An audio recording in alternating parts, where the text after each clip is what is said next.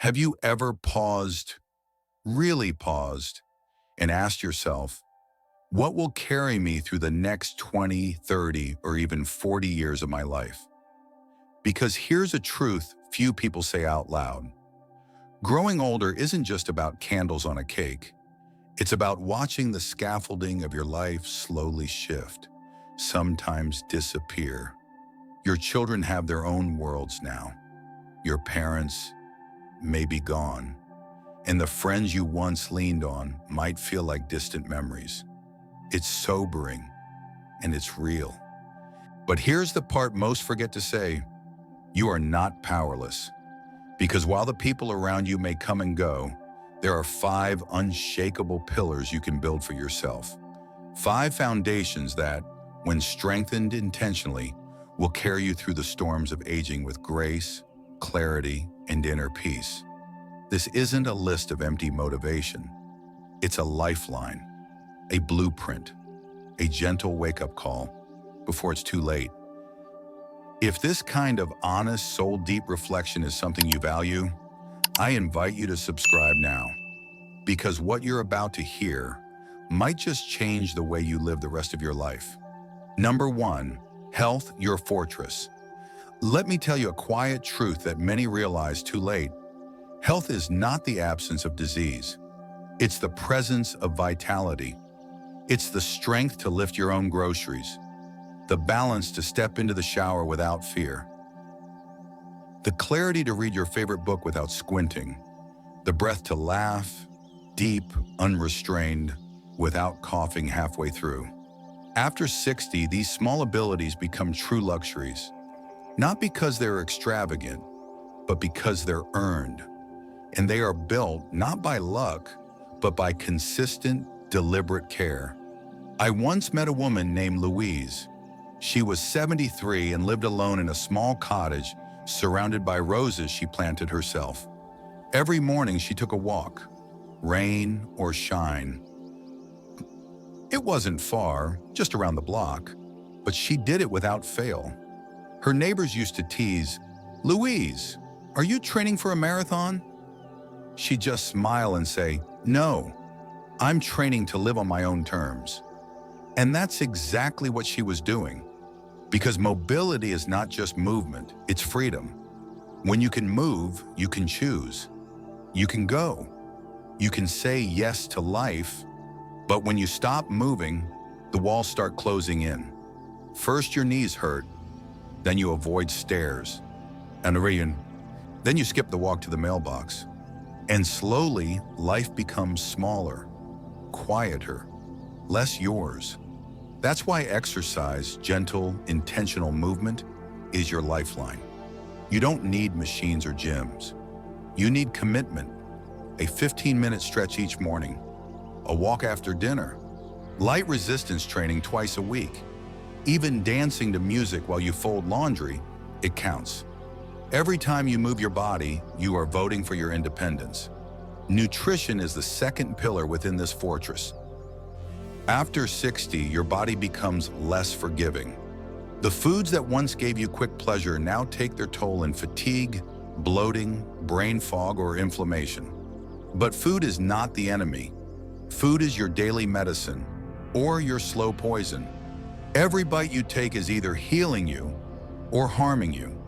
Whole foods, fruits, vegetables, lean proteins, legumes, healthy fats. These are what your body recognizes. These are the languages your cells understand. You don't need to follow a fad diet. You need to return to what's simple, real, and unprocessed. And let's talk about hydration. Dehydration in older adults is a silent threat. It affects your blood pressure, your cognition, and even your mood. If you're constantly tired, dizzy, or forgetful, it may not be aging. It may be thirst. Make water your closest companion. Not soda, not coffee, not sweetened tea, just clean, nourishing water. Then there's sleep. How many seniors brag about running on 4 hours as if it's a badge of honor? It's not. It's a warning sign. Sleep is when your brain resets. It's when your heart slows, your immune system strengthens, and your body repairs. Sacrificing sleep is like leaving your car running overnight with no oil change. It will run, but not for long. Louise, the woman with the rose garden, had a bedtime ritual. She turned off screens by 8 p.m., dimmed her lights, made a cup of chamomile tea, and wrote down 3 things she was grateful for before closing her eyes. Simple, consistent, powerful. You don't have to copy her routine, but you must build your own. Because quality sleep is not a luxury, it's your brain's best defense against aging. Finally, let's not forget mental health. Yes, we speak of the body, but the body obeys the mind. Stress, anxiety, and loneliness can age you faster than any illness. Find peace, find presence. Whether through meditation, prayer, journaling, or simply sitting quietly by a window and watching the wind move through the trees, mental rest is just as vital as physical movement. So remember this, you do not age in years, you age in habits. And the habits you build today are the ones that will carry you into the next decade. Not on a stretcher, but on your own 2 feet, with a strong heart, clear mind, and open eyes. Number 2, financial security, the quiet power of freedom. Let's be honest, money is not everything. But when you reach 60, you begin to see clearly. Money touches everything. It touches your ability to say yes to a spontaneous trip. It touches your ability to say no to working a job that exhausts you. It determines whether you face a medical bill with confidence or with fear. It defines whether you spend your later years living or just surviving. Financial security is not about being rich. It's about breathing easier at night. It's the quiet power of knowing that you won't become a burden even when you need help. It's the peace of not having to choose between medication and groceries. I once met a man named Robert, 68 years old. He wasn't flashy. He wore the same worn-out coat for 20 years. But behind that modest appearance was a man who had planned. He started saving in his late 40s after realizing no one else would secure his future. No pension, no inheritance. Just a steady plan and a deep respect for the future he'd one day live in. When his neighbors were still leasing new cars and dining out 4 times a week, Robert stayed home and cooked. He read books about index funds while others watched late-night TV. And now, he lives debt-free, travels once a year, helps his grandchildren with college, and sleeps well. Because of freedom, it's not found in a bank account balance. It's found in the choices that money gives you. At 60, many people are terrified to look at their financial reality. But looking away doesn't make the numbers kinder. It just steals time, the one thing you can never get back. Start with clarity. How much do you really need to live well each month? What debts are weighing you down like anchors? What small luxuries are leaking out dollars that could be savings? Make a list, simplify, and remember, you're not too late. Even at 60, financial resilience is possible. Cutting unnecessary spending isn't deprivation, it's redirection. Every dollar saved is a vote for your future peace, and investing, even modestly, gives your money a job. Let it grow while you sleep. And what about debt? Debt is like trying to swim while wearing heavy boots. It will always slow you down. You may keep afloat, but just barely. If you're carrying debt into retirement, make a plan. Not to panic, but to reclaim control. Robert had a motto, "I'd rather live simply today than stress tomorrow." And he did. Now let's talk about the unpredictable, the storms you can't always see coming, a fall that leads to hospitalization. A new medication is not covered by insurance. A family emergency that needs your help. This is why planning for healthcare is not just wise, it's essential. Health insurance, supplemental coverage, a small emergency fund, these are not luxury items. They're your lifeboats. And let's not forget joy. Yes, joy. Financial security means you can buy your niece a wedding gift without guilt. It means you can fix the heater when it breaks without borrowing. It means you can try that painting class you've always wanted without wondering if it's irresponsible. Money cannot buy happiness, but financial stability allows you to experience happiness without interruption. So start now, wherever you are. Talk to a financial advisor. Read a book. Open a savings account. Rework your budget. Every step you take toward financial clarity is an act of self-care. And remember, you are not doing this for vanity. You're doing it so that future you looks back and says, "Thank you. Thank you for being brave enough to prepare." Number 3, purpose. The compass within. There's a silence that arrives after 60. It's not just the quiet of an empty house. It's the quiet inside yourself when the roles you once lived for, mother, father, manager, caretaker, begin to fade. And you find yourself asking, often in the dark, what now? This is the question of purpose, and it's not a crisis. It's an invitation. Let me tell you about Janet. She was 64 when her husband passed. Her children were grown, living states away. She had spent 30 years caring for others, her family, her parents, her church. And suddenly it was just her and a question: who am I now that no one needs me? For weeks she drifted. Days melded together. She ate dinner in silence. And then one morning she saw a flyer on a library corkboard. Volunteer tutors needed for adult literacy program. Janet signed up without overthinking it. 3 months later, she was teaching a 47-year-old man named Luis how to read bedtime stories to his daughter. The first time he read a full page on his own, he cried. And so did Janet. Because in that moment, she wasn't just helping someone else find their voice. She had rediscovered her own. You see, purpose doesn't always shout. Sometimes it whispers. It's the thing that makes your chest expand when you talk about it. It's in the spark behind your eyes when someone asks what lights you up. It's in the gentle pull towards something that matters more than just staying busy. Too many people think retirement means stepping away from purpose. But the truth, it's stepping closer. Because finally, your time is yours. And you can spend it not on what you must do, but on what you choose. Purpose after 60 doesn't need a title. It doesn't need applause. It just needs to be real. It might be caring for a garden, or raising a grandchild, or learning watercolor painting, or helping veterans navigate their healthcare forms, or even writing the book you've been carrying inside for 40 years. What matters is that it matters to you. Purpose is the antidote to loneliness. It's what gets you out of bed, not just because you have to, but because you want to.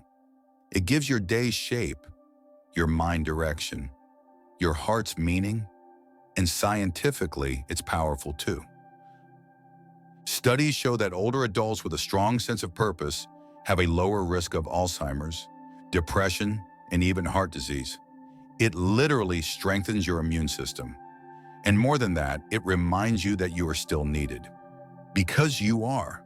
No one else can bring your exact voice, your exact lessons, your exact warmth into this world. And there's someone, somewhere, waiting for what only you can give. So if you're feeling lost right now, start small. Ask, what brings me joy? When do I feel most alive? Who do I love to help? What unfinished dream still tugs gently at my spirit? Follow that thread. It doesn't need to lead somewhere famous. It just needs to lead somewhere true. And remember, your purpose can evolve. It's not fixed. It may change with seasons. But as long as you stay curious, connected, and courageous enough to listen inward, you will never run out of meaning. If this part spoke to you, take a moment now to subscribe. Not for us, but for yourself. Because staying connected to stories like Janet's might just be the reminder you need that your best chapter could still be unwritten. Number 4, Resilience, the unshakable mindset. By the time you reach 60, you begin to understand something the young don't see yet. Life doesn't get easier, but you get wiser. You've lived through things that would have broken others. Heartbreaks, losses, disappointments you never saw coming. And yet, you're still here. Maybe with a few more scars, a few more aches, but you're standing. And that, right there, is resilience. Resilience isn't about being strong. It's not about pretending nothing hurts. It's not about smiling when you want to cry. It's about allowing yourself to feel it all and still moving forward. I once sat beside an older man named David at a community grief circle. He had lost his wife after 51 years of marriage. When it was his turn to speak, he said something I'll never forget. "I don't want to get over her. I want to grow around the loss." And that is the heart of resilience.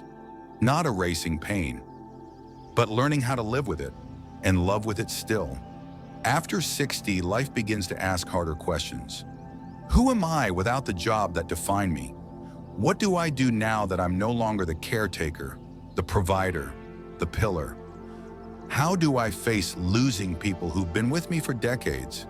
And the answer is never simple, but it always begins with a mindset. Resilience is a muscle, and like any muscle, it grows with use. You build it when you pick yourself up from failure. You build it when you learn to say, "I was wrong, and I forgive you." You build it when you stop comparing your life to someone else's highlight reel and learn to love your story as it is, messy and beautiful. Cultivating resilience also means choosing perspective. It's standing in the middle of a storm and asking, what is this here to teach me? Not because you want the pain, but because you don't want it to be wasted. Resilience is seeing aging not as decline, but as refinement. It's realizing that while some doors have closed, others, quiet, unexpected ones, are waiting for you to knock. It's believing there is still magic in the mundane, still laughter after loss, still joy after disappointment. One of the most powerful ways to nurture this mindset is self-compassion. Many people over 60 carry regret like a secret weight. I should have saved more. I wish I'd left that relationship sooner. I should have told them I love them. But regret, if held too long, becomes rust. It eats away at the soul. The only way to release it is grace. Forgive yourself. Not because you were perfect, but because you were doing the best you could with what you knew then. Another source of resilience is connection. Isolation drains strength, but meaningful interaction, whether with a friend, a pet, a neighbor, or even a stranger, can refill your spirit. Stay curious. Stay involved. Let your mind keep dancing, even when your knees don't. And when life feels heavy, give yourself permission to rest, not as a sign of weakness, but as preparation to rise again. Because resilience isn't linear. Some days you'll feel brave. Other days you'll feel like hiding under the covers. Both are okay. What matters is that you return, that you keep choosing life again and again. You've already survived so much. That's proof enough. You are resilient. Number 5, community, the circle you choose. They say blood is thicker than water, but in your later years, it's not blood, it's belonging. Children may grow distant, friends may fade, but the community you choose, those who see you, hear you, uplift you, that's where real strength comes from. A neighbor who checks in, a book club that laughs together, a friend who brings soup when you're sick. These are not luxuries. These are lifelines. Isolation is the silent killer of the elderly, not just physically, but emotionally. Don't wait for the connection to find you. Go out and build it. Start small, but start now. Because when the world turns quiet, it's your chosen community that speaks the loudest. So here you are, standing at a threshold not defined by age, but by awareness. You now know life after 60 doesn't fall into place by chance. It rises from intention. Your health, your fortress. Your finances, your quiet freedom. Your purpose, your compass. Your resilience, your armor. Your community, your circle of truth. These 5 pillars will not appear on their own.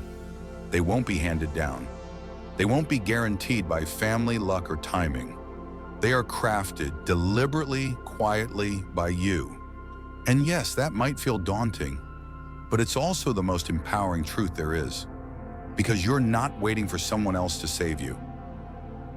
You're saving yourself, one thoughtful choice at a time. So ask yourself, which pillar needs your attention today? Which one have you been neglecting out of fear or fatigue or forgetting you deserve better? Start there and begin again. Because no matter how much time has passed, there is still life to live. Not just any life, but one marked by dignity, strength, joy, and your own definition of peace.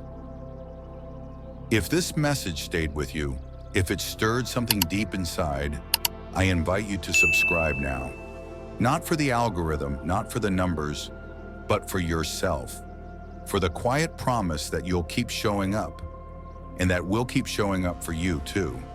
And in the comments below, share this with me. Which of the 5 pillars are you most committed to rebuilding right now? Your story matters because someone else might need it more than you know. Thank you for being here. And thank you for choosing to keep building.